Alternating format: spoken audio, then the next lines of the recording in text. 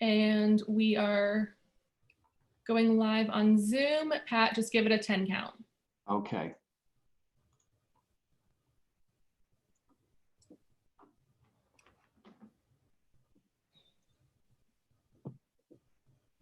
Good afternoon.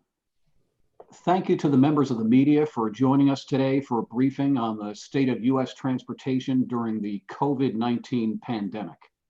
I'd like to welcome IBTTA members and other stakeholders watching live on our YouTube channel. I would also like to express my gratitude to first responders, frontline workers, and all essential personnel who put their lives on the line every day to flatten the curve and get us through this crisis. I'm Pat Jones, Executive Director and CEO of the International Bridge, Tunnel, and Turnpike Association. IBTTA is the worldwide association for the owners and operators of toll facilities and the businesses that serve them. In the U.S., there are 342 toll facilities run by 128 operators in 34 states that support more than 8.5 billion freight and passenger trips per year and generate more than $20 billion a year in toll revenues to pay for maintenance and upgrades on 6,300 miles of highways, bridges, and tunnels. We have members in 26 countries on 6 continents. If this were any other year, we would be talking about Memorial Day, one of the busiest travel weekends of the year. Instead, we're talking about the effects of the COVID-19 pandemic on our nation's economy and our daily lives. Since the middle of March, our members' toll facilities have seen traffic and revenue declines of 50 to 90%. The individuals you'll be hearing from today represent a range of toll facility types, including regional expressways with heavy commuter traffic and statewide turnpike facilities with heavy commercial traffic. Every toll facility is different, and the effects on them of COVID-19 and the recovery from the pandemic will be unique to each facility. This is a critical moment in our nation's history. As Congress works on another aid package to keep the economy afloat, it's important to send a strong signal to consumers and investors that our vital roads, bridges, and tunnels will be available and well-staffed when the pandemic ends and recovery begins. Federal emergency relief funding will not continue forever. One day, the pandemic will be over, and we will turn once again to the daily task of building and maintaining our vital roads, bridges, and tunnels. If there is one common theme in every major study of surface transportation infrastructure financing in the last 20 years, it is this: users must pay for road infrastructure. As the gas tax continues to lose purchasing power, tolling and mileage-based user fees will take on greater importance. User-financed transportation is a proven and reliable means to help America recover, rebuild, and grow our way out of this crisis. Today, I'm pleased to be joined by transportation leaders who are driving innovation every day. In normal times, their toll facilities move millions of people and millions of tons of freight every year. In these challenging times, they are on the front lines, keeping their customers safe as states begin to reopen. All of us are doing our part to get this nation moving again safely. Let me introduce our panel. Samuel Johnson is the Chief Executive Officer of the Transportation Corridor Agencies in Irvine, California. Chris Tomlinson is the Executive Director of the Georgia State Road and Tollway Authority and the Atlanta Region Transit Link Authority in Atlanta, Georgia. Tim Stewart is Executive Director of the E470 Public Highway Authority in Aurora, Colorado. Mark Compton is Chief Executive Officer of the Pennsylvania Turnpike Commission in Middletown, Pennsylvania. And Diane Gutierrez-Scaccetti is Commissioner, State of New Jersey Department of Transportation, Trenton, New Jersey. We'll hear the presentations from each one of these individuals first, and then we'll move to Q&A by the media. Of course, you can always ask questions in the chat box at any time, and we'll be able to handle them later. So first up is Samuel Johnson. Samuel, please make sure you take yourself off mute, and you have the floor. All right, thank you, Pat. I would also like to extend my thanks and my gratitude to all those who are doing everything they can to keep us safe, keep our families safe, and keep our community safe as we go through this challenging time in our history. The Transportation Corridor Agencies are two joint powers authorities responsible for planning, financing, constructing, and operating the largest network of toll facilities in the state. Comprised of 4 facilities providing 51 miles of highways in Orange County, California, the toll roads were constructed as alternatives to Interstate 5 and Interstate 405, which are 2 of the most heavily used and congested corridors in the country. Built with non-recourse toll revenue bonds, what has been accomplished here is an amazing story of self-reliance. Devised, implemented, and managed by our local cities and county districts, our plan has been hugely successful in making Orange County an economic engine and a great place to live. Using an all-electronic tolling model, we would typically carry about 40% of South Orange County traffic during peak periods. Prior to the pandemic, the toll roads were experiencing double-digit growth in traffic with highs of approximately 350,000 transactions per day and opening nearly 1,000 new accounts for customers per day. On the first weekday in March of this year, nearly 300,000 tolls were collected on the toll roads. Our monthly revenue was up more than 11% compared to last year, and TCA was quickly on its way to having 2 million account holders, more than 2-fold the number of accounts we had just 4 years ago. When the pandemic was announced, TCA, like many of our agencies, took immediate steps to protect our people and our customers. We closed our walk-in center. A week later, we closed our building and adopted a mandatory telework policy. Within a few days, we had completely transformed our work model and our operational procedures to combat and comply with the state's effort to flatten the curve during the pandemic. Then California became the first state in the country to issue a stay-at-home order to combat the challenges we were facing. On the toll roads, our traffic numbers, like many, were drastically affected. Our transactions and revenue dropped to 70 to 80% on our facilities, and this was similar to what we saw in other parts of the county in terms of its impacts on non-toll roads and transit. From a health perspective, this was very positive in keeping our people safe, but it definitely created economic challenges for our customers and our business. We have taken steps to address these challenges by offering customers more time to pay, pausing our delinquent violation processes, and tightening our expenditures to our core business needs and our board's priorities. We are making sure during this time that we communicate with our community in ways that express our public agency priority on health and welfare, while also ensuring that our TCA family members know that we are concerned with their physical and mental well-being. This is especially important as California takes steps towards economic recovery, and TCA now makes plans for a slow transition to reoccupy our building. Our boards have emphasized that we exercise a lot of care for our people and our business as we move forward. While our past financial success and debt management strategy has placed us on solid ground, the unknowns of this challenging time warrant conservative fiscal approaches. Even though we're already seeing some of the recovery with our traffic and revenue declines only around 50 to 60% as compared to the previous year, we want to be very cautious.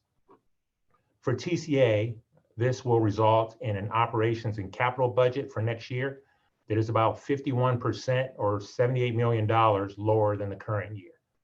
Our board's critical priorities for about $300 million in regionally beneficial projects will still move forward as originally scheduled, but others are being deferred to the future. This gives us a solid fiscal path forward, but means that we will not be doing quite as much to support our economic recovery. This is where we hope that the federal government can support the tolling industry, not as a means of rescuing agencies, but as part of the economic boost that investments in transportation infrastructure always provide. The user-financed transportation model is a viable long-term solution, and the tolling industry stands ready to rise to the call with our ability to bring private investment to the table. The support we need from the federal government can come in various forms, as highlighted in the letter that IBTTA put forward to Congress. Anything that can be done to infuse capital into transportation should be open for discussion, whether that be direct funding, improvements to expedite or increase access to TIFIA, or regulatory changes that allow agencies to better manage existing debt. These are all tools that should be contemplated. We all know that there are brighter days to come, and our transportation system will be just as vital to our economy and safety as it always has been, even in what may be the new normal. So we need to make these investments now, and I know our transportation industry is prepared to step up. Thank you, Pat. Samuel, thank you so much. And I would say to the media that you can ask questions using the chat function or the question function on your screen, and we'll take them up after all of the presentations. Next up is Chris Tomlinson. Chris, please take yourself off mute, and you have the floor. Thank you, Pat. Good afternoon. I'm Chris Tomlinson, and I serve as the Executive Director for Georgia's State Road Tollway Authority, the Georgia Regional Transportation Authority, and the Atlanta Region Transit Link Authority, 3 state-level authorities with one common focus: improving mobility in Georgia.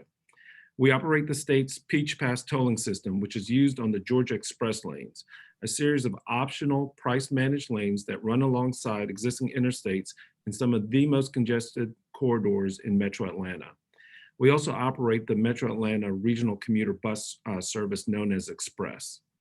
And now I'd like to briefly outline for you the impact that COVID-19 pandemic has had on these 2 vital programs and the steps we've taken to combat and recover from its effects. For our current fiscal year, the authority forecasted a total of approximately 25.8 million toll transactions or trips, and toll revenue in the amount of $44.5 million, cumulatively across the entire express lane system.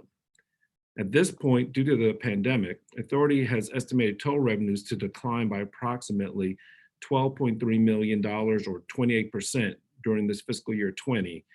And from a toll trips perspective, we began to see those tolling usage declines beginning the 2nd week of March. By mid-March, trips had declined approximately 50% from normal pre-COVID levels. As the public began to follow social distancing and shelter-in-place orders, a steady and steep decline continued, culminating in an 82% reduction in express lane trips during the week of April 5th. This seems to have been the bottom of our decline. Since early May, we've seen a slight increase. However, trip volume is still down approximately 70% today. The decline in toll revenues has outpaced this decline in trips. This is because our congestion-based dynamic toll rates have sat at their minimum levels since congestion during traditional Atlanta rush hours has all but disappeared from mid-March through the end of April. Revenues were down 90% during this period. Now, as the state begins to take measured steps to reopen, we expect trips and revenue to recover, but revenue is projected to lag behind as many commuters continue to telework and we hit the summer months where traffic is usually, usually lighter. The impact on public transit is a more complex picture. During the pandemic, MARTA, which is the region's largest transit provider and our sole operator of our heavy rail or subway system, has experienced 70 to 75% ridership declines on rail and bus ridership declines of approximately 40 to 50%. While these numbers represent record declines in ridership, it also shows that even in the midst of the worst pandemic in a century, a significant portion of the population still relies on the public transit system for their essential trips to either work, healthcare, groceries, and other travel-dependent activities. Similar declines in local bus service have been experienced by other local bus operators in the region, and regional commuter bus service has seen ridership declines of greater than 90%. To respond to these challenges, CERT has implemented numerous changes to protect the health and well-being of both our staff and our customers. These include temporary suspension of fares on our express bus service, closure of our Peach Pass and Express customer walk-up centers. Now, we do plan to reopen those walk-up centers one by one as we install new protective barriers for the protection of both staff and customers. And I'd like to emphasize that even with these temporary closures, we've been able to allow our customers to perform all their business transactions that were possible before the pandemic, either online or over the phone.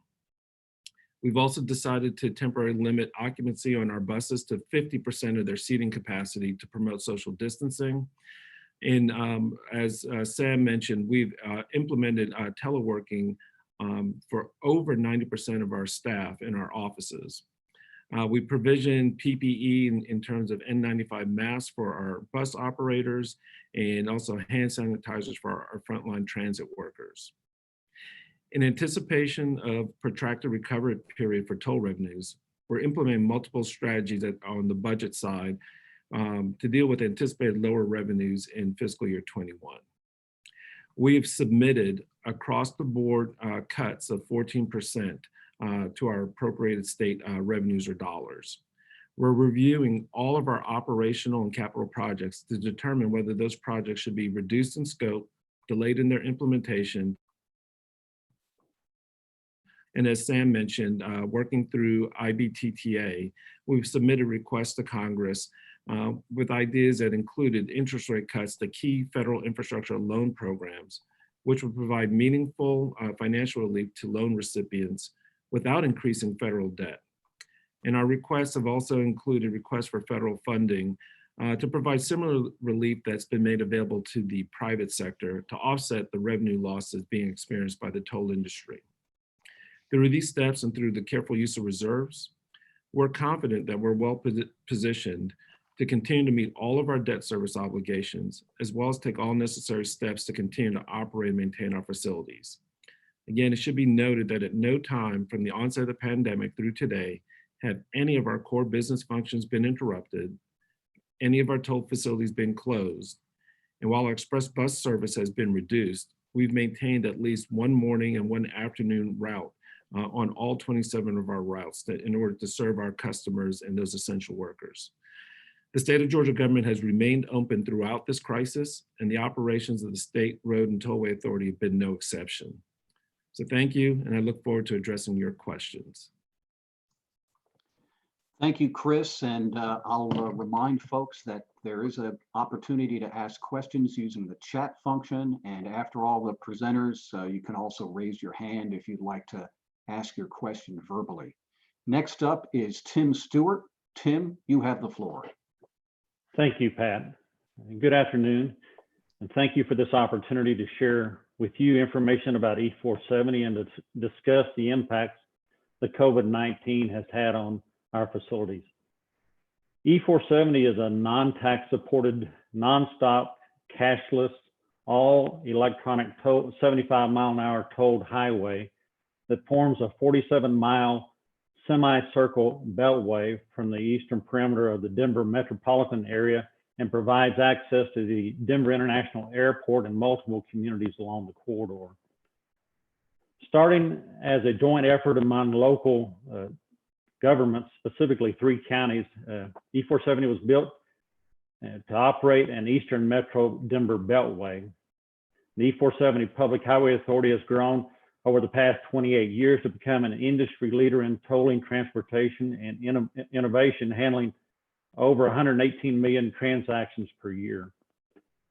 As a key part of E470's success, it lies in the partnerships developed over the years and the future-looking innovations brought to users of the roadway, from solar energy system deployment, widening of E470 with safety enhancements and improvements to address traveler demand, partnering with local jurisdictions for infrastructure improvements and access to the evolving roadway itself, enhanced and improved tolling technology, EV charging options for customers, all while implementing a multi-year toll rate freeze and removal of fees along the corridor.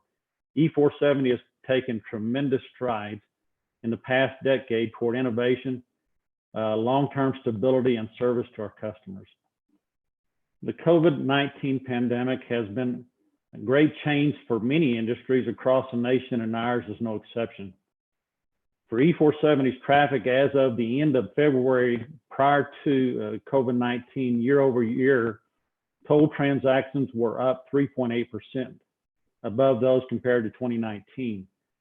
Traffic since March 2020 was down 32.1% as compared to March 2019, an overall downward swing of 36%. Cumulatively, toll transactions were down 8.9% through March 2020 when compared to the same period in 2019. These numbers take into consideration the first 2 weeks of March seemed mostly normal to enhanced traffic along the corridor. Toll transactions are 85.6% of forecasted 2020 transactions through March 31st. Worsening trends were seen through April and parts of May. Although in early May, trends are showing some traffic improvement with the easing of local shelter in place and implementation of a safer at home policy here in Colorado. But still, we see traffic remaining about 58% below year-over-year forecast. E470 has taken many steps to respond to this pandemic. Those include we reduced our 2020 operating budgets across the board by 10%. We've also cut our capital expenditure forecasted for 2020 by 12%. We've delayed some capital projects that were planned for 2020 to future years, probably 2021, 2022, depending on the recovery. We've had to access our cash reserve to help bridge operating cash flows and to ensure debt payments were made timely, but those were all done so successfully. We've employed social distancing and safe working conditions for our crews that had to remain on site. We closed we've closed our walk-up express toll center on March the 13th to protect customers and staff. But on a positive note, we continue to work on a self-funded $99 million 8-mile road widening project that began in May of 2019. We're taking advantage of the reduced traffic to expedite that work. Our roadside assistance staff that are out there helping stranded and motorists are doing so and continuing to support those motorists with limited contact protocol put in place. We've implemented what we describe as a customer care plan to address toll-paying customers experiencing hardships due to loss of employment and how to delay any repayment of those tolls over time. 95% of the E470 staff began the process on March the 13th, and by March the 18th, we're teleworking. And we did so to minimize the spread of the virus. And I'm happy to report that to date, no E470 employees have contracted that virus. We're working with our financing team to retime a refinancing of approximately $250 million in refundable bonds we currently have. Our target was to do so in early May, but because of the unsettling nature of the municipal market, we had to delay that, and we're targeting to do so later in the year as the market stabilizes. We're thankful for the steps taken by the government to backstop or help support that market going forward. Our teams are working diligently to prepare and adapt to the changes wrought by this pandemic.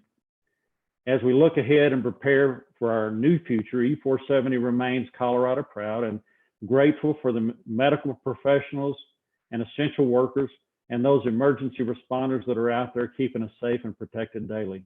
Thank you. Thank you, Tim, very much. And I would remind the media that you can ask a question using the chat function, or you can also raise your hand. So next up is Mark Compton. Mark, you have the floor. Thank you, Pat, and thank you for allowing me to be part of this panel with my esteemed colleagues. We at the Pennsylvania Turnpike truly appreciate the opportunity to be with you today. Pennsylvania Turnpike is on October 1st, will be an 80-year-old road, 552 mile facility with what was to be estimated $1.4 billion in revenue at the end of our fiscal year, which is set to end here May 31st of this year. Now, I tell you, in the 80-year history, as I understand it, there were exactly prior to this 2 events that caused revenue decline. One was World War II, and the second was the Great Recession of 07 and 08. And just to give you an order of magnitude, in the Great Recession, we were down about 2 percentage points in traffic. Well, in raw numbers, this is significantly different as we sit here today. So since the beginning of March, this organization, the PTC, is down approximately $118 million in revenue, and our traffic is down about 50%. So to put that in raw numbers, it's about 20 million fewer vehicles, passengers, customers that we won't get back. We bottomed out with our in this pandemic back around the week of April 5th. At that week, our traffic was down about 64.1%. Revenue was down 52.9%. Since then, we've been coming back about 2 to 3% per week, but not nearly quick enough to overcome the loss of, like we said, $120 million in revenue. So we too, like many of my colleagues, took to many of the similar approaches that they just spoke of. We too had to reduce our capital plan for what is an 80-year-old roadway. For this coming fiscal year, we had to cut 24% of the project. So we put our projects in 2 categories: performance versus protection. Protection is just to maintain the asset. Performance was to do either a deeper dive within that asset, which would be much more than just pavement level treatments. It was also any type of expansion projects. All those have been put on hold. So significant reduction in our capital plan for what is an 80-year-old roadway. We also had to take a similar approach to our operating budget. So with our fiscal year ending here May 31st, May is approval month for us. It's approval month for our capital plan and for our operating budget. Well, we've put both on hold, including the operating budget, in order to work harder to continue to maximize the amount of resources that we have, and basically, for lack of a better term, continue to cut anything that we can cut. So we've continued to do that, employed things like hiring freezes, just put in place an incentive for management employees who were looking to retire early. So we're putting in a phased approach to take a look at how we can, at the very least, get this year's operating budget less than last year's operating budget.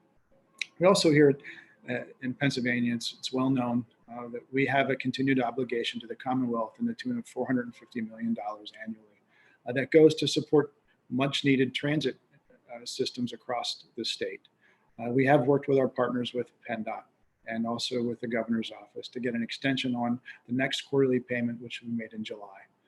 So for us, we were able to get that extension, get that relief in the short term. And also too, we've done some, our folks in the finance department have done some great things with some debt restructuring and also secured a line of credit just in case we need it. So like the great Pennsylvanian said, and this is for you, Ed Blazina, Mr. Fred Rogers from Latrobe, who's always quoted his mother and saying, "Look at the helpers." I would be remiss if I too didn't look at our helpers just a little bit. And that's the colleagues here at the PTC. So if I could just highlight some of the things that they've done, that they've put in action as this switch flipped, if you will, back on St. Patrick's Day weekend. Some of the things that they put in place with 48 hours notice, we ceased cash collection. Cash collection, continued with Easy Pass as our main menu and went to main venue, and also went to AET in place at every tolling location within 48 hours notice. Pretty amazing. Our engineering department, upon getting word, worked hard with PennDOT, with APC, our contractor partners, to put a COVID-19 safety plan together to keep everybody safe, to make sure that we were able to continue those safety-driven projects that we needed to do. And did what would take probably better part of 9 months to 9 to 12 months, able to do so in about 72 hours. Amazing work by them. Our ops center went to dual locations. We continued to use our main facility for shift A, went to 12-hour shifts, and used our disaster recovery site. Flipped a switch in about 24 hours to be able to do that in case there was a requirement for quarantining. Also, too, our customer service center, who has always worked here in our main building, within 24 hours notice, was provided laptops, provided training, and we're able to go and are now continuing to serve our customers by working from home. All this really has the backbone and support of some dedicated folks in our IT department who made this happen. And also, too, we wouldn't be able to tell you even what is a pretty tough time without the help of the way finance has been able to help us maintain, to make sure that all of the debts that we have will be paid this year. So on behalf of the folks here at the PA Turnpike, I'm just saying we're working real hard under these very tough conditions, realizing that every part of our business has been impacted to ensure that we maintain our mission. And our mission here is to operate safe, reliable, customer valued toll road system that supports national mobility and commerce. And because of our folks here, they're able to do that and serve our customers. Thank you. Pat? Mark, thanks so much for your remarks. And I see some questions coming in using the chat function. Keep the questions coming. We'll be answering them at the conclusion of all the presentations. And next up is Diane Gutierrez-Scaccetti. Diane, you have the floor. Thank you so much, Pat. Good afternoon to my colleagues and all those participating in today's press briefing. I am Diane Gutierrez-Scaccetti, Commissioner of the New Jersey Department of Transportation and Chair of the Boards of New Jersey Turnpike Authority, South Jersey Transportation Authority, and New Jersey Transit. Not unlike what you have heard from my colleagues in Denver, Atlanta, and Pennsylvania, New Jersey toll roads have experienced significant economic and operational impacts since the onset of COVID-19. It is important to note that New Jersey state government never shut down. Instead, agencies were called upon to create work-at-home plans for as many employees as possible. From the earliest implementation of restrictions throughout state government, transportation was deemed an essential service. What this meant for the NJTA, operator of the New Jersey Turnpike and the Garden State Parkway, and SJTA, operator of the Atlantic City Expressway and the Atlantic City International Airport, was the devising of a plan to maintain 24/7, 365 operation with more than 70% of their staff working from home. NJTA and SJTA began the process of reducing on-site attendance on March 24th with the suspension of cash toll collection. This decision impacted more than 950 full and part-time toll collection staff. Other business units of the authorities worked on reduced or alternating work schedules, but safety service patrols continued to operate to serve customers who may have become disabled and to support first responders on incident scenes. Both agencies implemented enhanced cleaning protocols and distributed personal protective equipment. Employees that may need to access any official business facilities are required to wear face coverings, and gloves and hand sanitizer are made available as well. The New Jersey Turnpike Authority has reported 15 employees testing positive for COVID-19. However, SJTA has no employees testing positive at this time. Thankfully, none of our employees from either of these agencies who have fallen ill have perished. They are all in recovery. But serving our commercial trucking community rose to an all-new level of importance. In addition to increasing permitted gross vehicle weight, the New Jersey Turnpike Authority was able to stock supplies of hand sanitizer for truckers at our service plazas, and all roadways made certain that food, fuel, and restrooms were always available. We stayed in close contact with the New Jersey Motor Truck Association, one of our best partners, to ensure that issues were addressed as quickly as possible. None of New Jersey's toll roads operate under an all-electronic toll collection mode. Thus, agencies worked quickly with the back office operator to convert a violation notice to an invoice and waived initial invoice administration fees for those who paid tolls under the first invoice sent. Penalties are reinstated for second invoices and beyond. A mild winter led to good revenue performance and lower operating expenses in January and February for all roadways. With COVID-19 travel restrictions implemented in March, both traffic and revenue saw major reductions. March traffic for the New Jersey Turnpike and Garden State Parkway was down 29.3%, with revenues down 25.1%. April traffic was down 61.5%, with revenue down 61.6%. For the 4-month period, January 20th through April 2020, traffic is down 22.5% or 45.3 million transactions, and revenue is down 21.9% or $108 million. The Atlantic City Expressway experienced similar traffic and revenue performance, with traffic down 35% and revenue down 33% in March. April traffic and revenue were down 67% and 66% respectively. For the 4-month period, January 2020 through April 2020, expressway traffic is down 24% and revenue is down 23%. In order to bridge the operating revenue loss, New Jersey Turnpike Authority will issue approximately $259 million of Turnpike revenue bonds to refinance certain series of outstanding debt that has principal payments due in 2020 and 2021 to provide cash flow relief. At this time, SJTA has not determined that any additional financial transactions will be necessary. As for agency construction programs, all are progressing as scheduled. In light of significantly reduced traffic volumes, lane closing hours have been extended.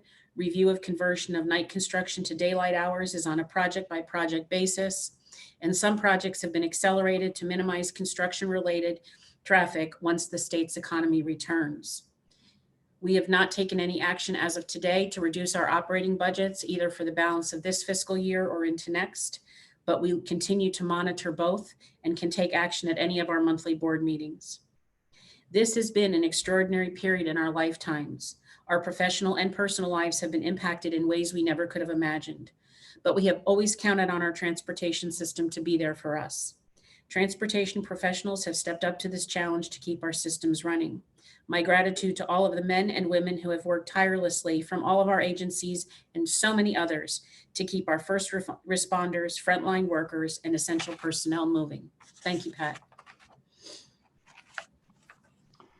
Thank you, Diane. Much appreciated. Thank you. Thanks to all the panelists today. We're now going to go to questions. And as I've said before, you can ask a question using the chat function. You can also raise your hand to ask a question.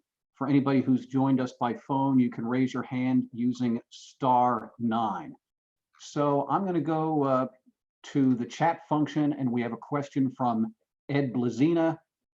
I think his question is to all the panelists. What will the consequences be for each agency if there is no federal help? Who'd like to go first?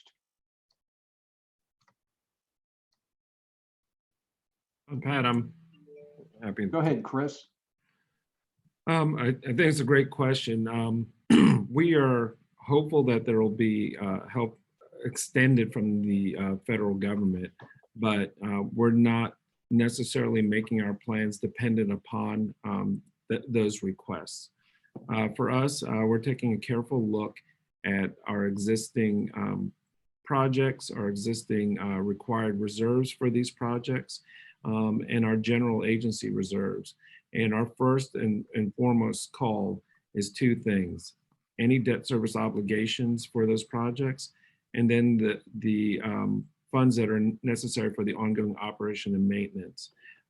We do believe that it'll take some significant belt tightening, but we believe we can find ways to maintain those. Of course, that statement is based on our forecast of the future, but as states begin to reopen here in Georgia, as mentioned by several of my colleagues, we're starting to see the return. The question for us is really one of how long will the recovery span over? But in the short term, we believe we have a good plan, and we have the dollars necessary to meet our near-term obligations with or without that federal assistance. Thanks, Chris. Mark, Tim, Samuel, Diane, do any of you want to answer that question, or should we move on? I can chime in, Pat. Go ahead, Samuel. So I guess I would characterize that situation kind of in two ways. that I call a missed opportunity and kind of a domino effect.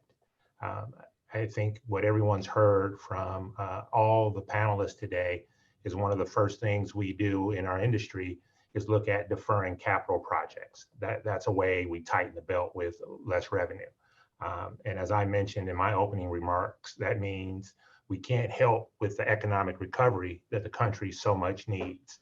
So that's going to slow things down. So, you know, that's the immediate impact. The longer impact kind of ends at the same spot in my mind. We've all talked about the great model that user financed transportation is. It's very sustainable. And our ability to thrive on self-reliance is great. But in all our approaches, I think many of us are looking at the deferring of those capital projects or the use of reserves as the way to shore things up. And the minute our agencies do that, the rating agencies take a different look, right? If we aren't as liquid in our financial positions, if we have less cash on hand for these types of situations, they give us a different look. And that means that weakens our ability to attract more private investment in our projects. So, which leads us back to the point where at that point, if we can't get additional federal dollars or state dollars, probably tax related, then that means that's going to show slow future economic growth and slow some of our transportation improvements that we think are important. So I think it creates a domino effect. So we have an immediate impact and a long-term impact that I think the federal government, if they can, and as my colleague mentioned, we're going to be fine, but I'm hoping the federal government looks at our industry as a way to bolster the economy and get everybody back working. Thank you, Samuel.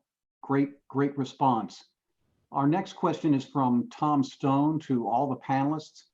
He says, is it anticipated that lower revenues will continue in the medium term as a significant portion of the workforce continues to work from home? If so, will new business models for toll roads become necessary? Who'd like to start with that? Pat, I'm happy to start. Thanks, Diane. I think what people anticipate is our revenues will stay down in the medium term, but this to me is different than most other types of crises we faced because so much of it is based on human behavior and the fear that people have of the virus and its ability to be controlled.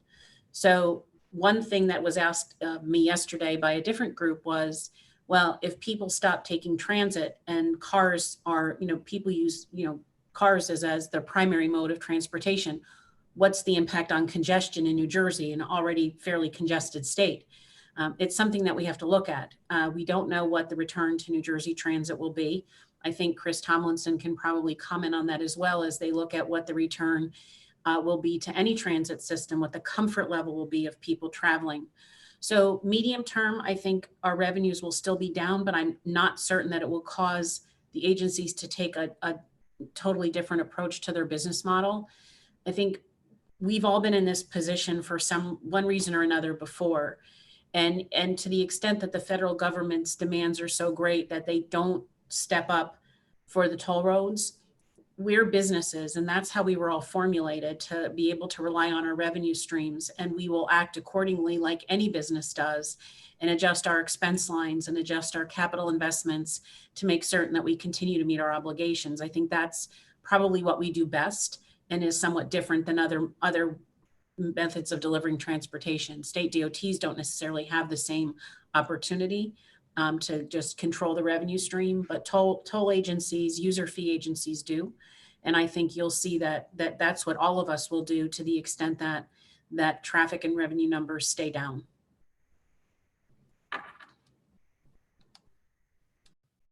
Tim, go ahead. Thank you, Pat. And I agree with Diane. We, as stated in my opening remarks, are trying to enter the market. And when you enter the market to refinance, you have to do investment grade traffic and revenue analysis. And we've looked at various scenarios, being the initial dip, and is there a second wave of the COVID and what that might do in trending out. And a lot of that is based on human behavior and potential fears and impacts to traffic. So we've forecasted various stress test scenarios for revenues to look as we go forward into the market. We have benefited ourselves historically in the past by freezing tolls, as I talked about, to improve toll elasticity.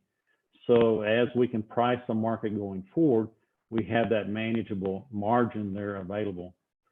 On a flip side of that we're looking at with interest right now, many of the DOTs and the local jurisdictions are seeing a huge withdrawal in revenues and budget cuts across the board in a variety of ways. And consequently, their ability to stay paced with their current capital improvement plans may diminish.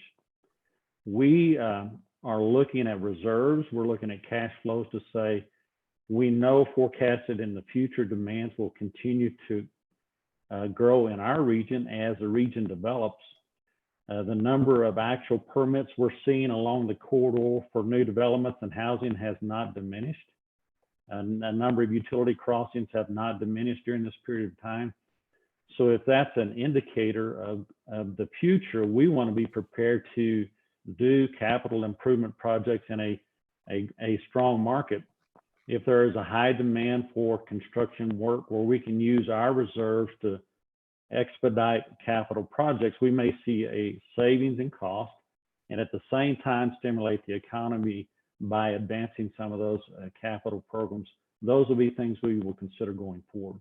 So yes, it's a new model. It's a balance between the expenditures versus optimizing the use of revenues, but we think those opportunities are before us. Thank you, Tim. Next, we have a hand raised. It's Laura LeBeau, and I've taken you off mute. Laura, could you ask your question, please? And Hi. tell us your news organization.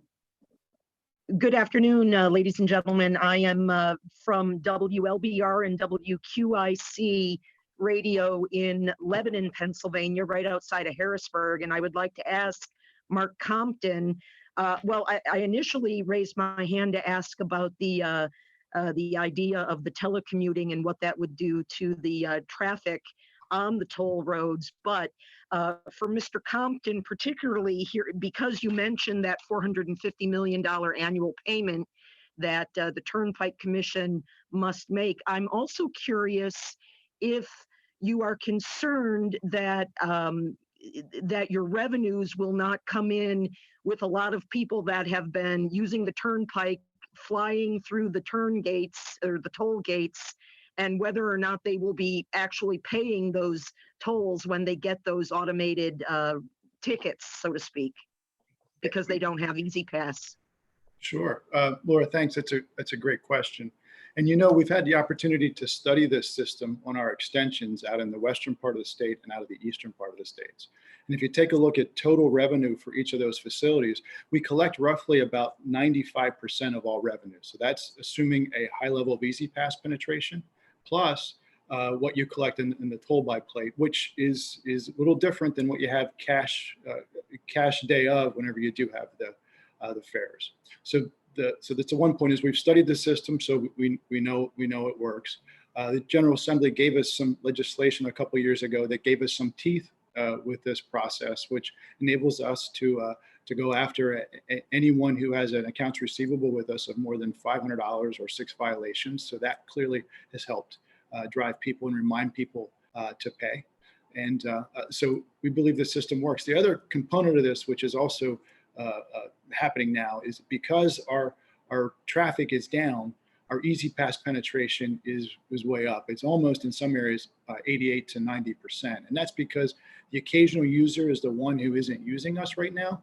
The ones who are using us are the ones who obviously are more local with the stay at home. So that's why we believe in this condition that the system is working.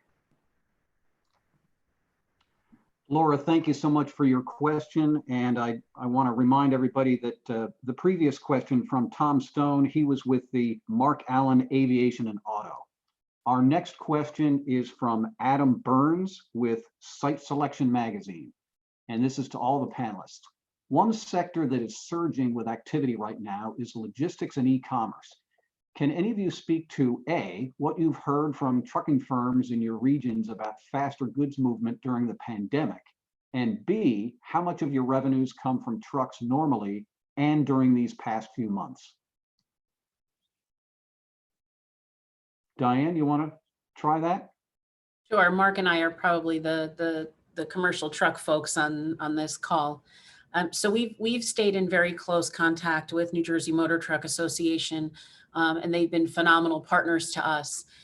So a lot of things that happened with the motor truck associations across the country really happened at the federal level with the increase in gross vehicle weight that they could carry and the flexibility on driver hours. It wasn't, I don't know, necessarily driven by faster goods movement as much as it was the impact of the COVID-19 pandemic on their driving staff, the truck drivers who we count on day in and day out. So it has been beneficial to them to be able to move more product with less folks. The one thing I think that we've seen is really no drop off in commercial traffic. Our commercial traffic has stayed pretty strong. And so that has really helped kind of leverage out the loss on the vehicular side. So we continue to be in contact with them daily. I think this has, unintended consequences. We have really forged an even stronger relationship with our commercial traffic members through the New Jersey Motor Truck Association. They're a phenomenal partner. Simple questions that they have. I refer to hand sanitizer. They had a 55-gallon drum of hand sanitizer that they wanted to place somewhere so that the drivers could refill their individual bottles in their trucks. And we were able to make an accommodation by splitting that supply and creating areas on the north and southbound sides of the New Jersey Turnpike for them to stop. It seems like such a simple thing, but it was so meaningful to their community. Just like it was meaningful to make sure restrooms were open and food was available. Our first reaction was shut everything down and be finished. And when you're in transportation, that's not possible because people are relying on you every day. And so for us, I think we're really in a good place with our commercial traffic. They've been very supportive of us. We're very supportive of them. And I think it will continue that way even after the pandemic is over at the levels it is now. Thanks, Diane. Mark, do you want to take a shot at that too? Sure. And Diane did a great job. So just briefly. So what we've seen over the last few years in our classifications, and we classify our system with 9 categories, all classified by weight. So anything that's commercial for us is categorized 2 through 9, 1 being passenger vehicles. Well, over the course of the last few years, that just-in-time level of commercial vehicle, the mid-range level, has been growing at a very steady rate, which we really liken to the e-commerce model. And what I can tell you is in the dip that we've had in this since mid-March, the dip in commercial traffic has been a lot less than anywhere else. So we only were down 10% in those commercial grades 2 through 9 through this pandemic, large part because of this e-commerce phenomenon. Thanks, Mark. Let's see. We have another question for Diane from Michael Simmons. And let's see, that's with New Jersey 101.5. And the question is, what are the traffic projections for the Garden State Parkway this Memorial Day weekend, and how does that compare to typical years? Obviously, it's usually a major weekend for the shore. Thanks for the question, Michael. We don't generally do traffic projections for a single weekend. And certainly in the midst of COVID-19, it's very hard to ask a traffic engineer on such a short turnaround to make that kind of projection for what are 3 days. We're seeing traffic tick up. I think people are very excited that the Jersey Shore is going to be available to them for the Memorial Day weekend. And we are hoping for strong traffic performance that is certainly monitored carefully by proper social distancing and really the prescriptives that help us maintain that flattened curve that the governor talks so much about. So we're looking for strong traffic performance, but we really want people to remain very focused on social distancing, wearing face coverings, doing what is right, not only to keep them safe, but to keep those around them safe. And so we have an interdependency in making sure that we do what we can to really minimize any more exposure to COVID-19. And so while I really like to see strong traffic performance, I don't want to see strong traffic performance at the expense of anybody's health. Our traffic will come back. I'm not concerned about that. And one weekend is not going to make such a tremendous difference to us. And you've heard the governor say it, the road to economic health is based on a strong road to public health. And so we are much more concerned about the public health and maintaining good social distancing and following all the guidelines New Jersey has set forth than we are with looking just at whether or not we have strong traffic performance. But I do appreciate that question. Thank you, Diane. I'm going to do one final question, a very brief question for all the panelists, a quick turn around the horn here. And that is, since the pandemic in recent weeks, are you seeing any uptick in traffic on your facilities? Something that gives you hope that we're starting to have a good recovery? I'll be happy to start. And I think that question dovetails with some of the earlier questions about congestion.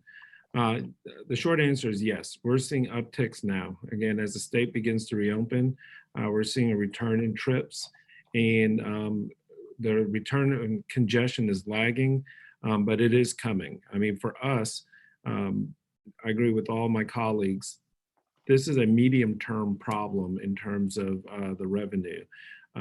We've all still seen traffic on the roadways, and in the Atlanta market, there's still a latent demand. And the reality is we actually don't need all the traffic to come back to experience congestion. So we think the revenues will come back, but what we're trying to do is the COVID-19 pandemic is this equivalent of Mother Nature clearing out our congestion garage.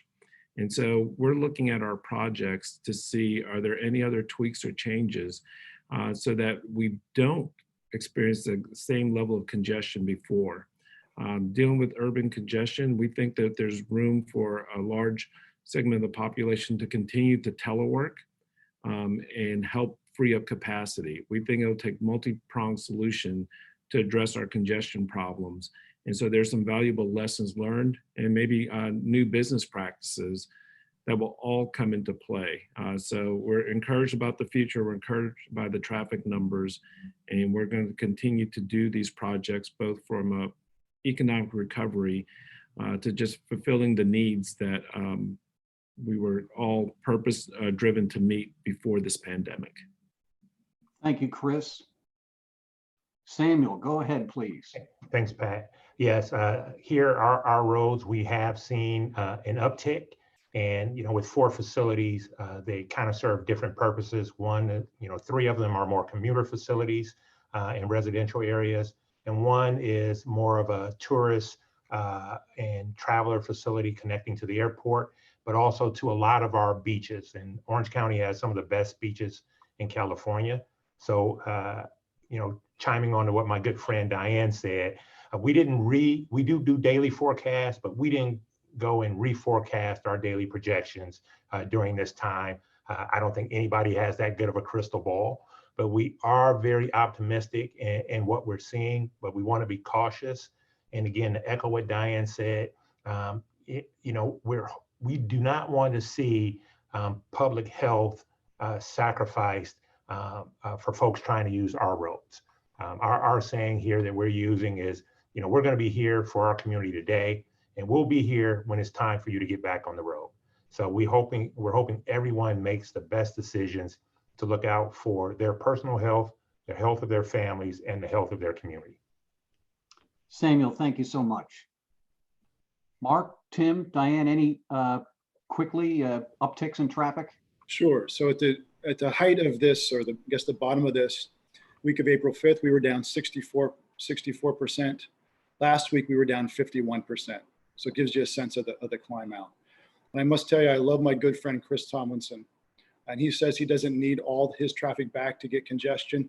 I need you all back, baby, and I'll take Atlanta's too. So please come to Pennsylvania. Pat, just real quickly, ours week over week was up 7.16%. We're trending up, and that trending up's been since the 1st of May, since we've been releasing some of the travel restrictions. But I mimic a lot of my peers here, and what our primary concern is safety, less so about traffic return. But if we can safely do so, we're excited about that opportunity. Thanks, Tim. Diane? Pat, again, it's really the same as my 4 colleagues. We're starting to see traffic come back. I don't like putting out numbers until we get May's numbers in for the month, which we will obviously have soon. But I think, we can just go out the door and see that the roads are starting to become busier. A few things that we just want to all make sure. We've all talked about the importance of maintaining health as your priority, social distancing, and responding to whatever the guidelines are in your particular state, county, municipality. But the other thing is, the roads have been empty, and people have really taken that as an opportunity to test the speed of their vehicles. So please remember, especially this holiday season with more people being on the roads, please obey posted speed limits. Please be very careful. Move over if you see incidents on the sides of the road. I know folks haven't been out and they're anxious to get where they're going, but safety is really our mantra all day, every year. So as you get back out there, please maintain safety. Please move over for our first responders and our safety service patrol vehicles that are helping disableds. Please maintain proper speeds, maintain vehicle distances, enjoy a Memorial Day weekend, but enjoy it safely for all reasons. Diane, that's a great message for Memorial Day, a great message of safety and wellness. Please, everyone, we encourage you to listen to the experts about the ways to reopen in your community. Well, in closing, I just want to say that IBTTA is always here as a resource for you. We have a data visualization tool called Toll Miner that captures tolling data from around the U.S. and around the world. It's a secure database from our members, and if any member of the media would like to access some of this data for future stories, we're happy to assist you and give you a tour. If you didn't get a chance to ask your question, or if you have any follow-up questions, please contact IBTTA's Communications Director, Bill Kramer, at bkramer@ibtta.org. His information is also on the press release that you received. This briefing has been recorded and will be available along with each speaker's written statements and other important information at ibtta.org. I want to thank Mark Compton, Chris Tomlinson, Diane Gutierrez-Scaccetti, Samuel Johnson, and Tim Stewart for being our experts today. Thanks to the media, thanks to the IBTTA members for attending today's press briefing. We wish you and your family a safe and healthy Memorial Day weekend. Thank you, everybody, for being with us. Stay safe.